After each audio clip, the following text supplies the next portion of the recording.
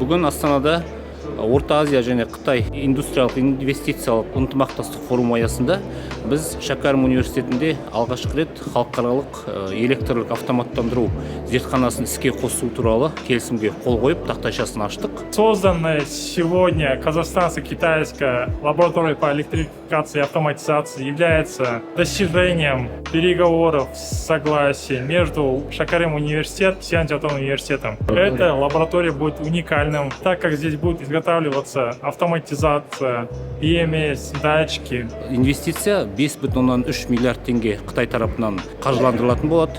Бұл зертхананың осы хабтың арқасында жалпы 400-ден астам жаңа жұмыс орны, сондай-ақ ішкі өнімнің артуы 2,5 миллиардқа дейін өсетін болады. Здесь будет рассматриваться наука в плане зеленой энергетики. Таким образом, наши студенты, наши профессора, ученые могут обмениваться опытом, развивать свои научные достижения на высшем уровне. Бұл бірлескен жоба бізге ең біріншіден ол өңірдің экономикалық дамуына үлкен серпіліс бермекші. Бұл біздің жалпы әлемдік ғылымға интеграциямыздың көрінісі деп айтуға болады.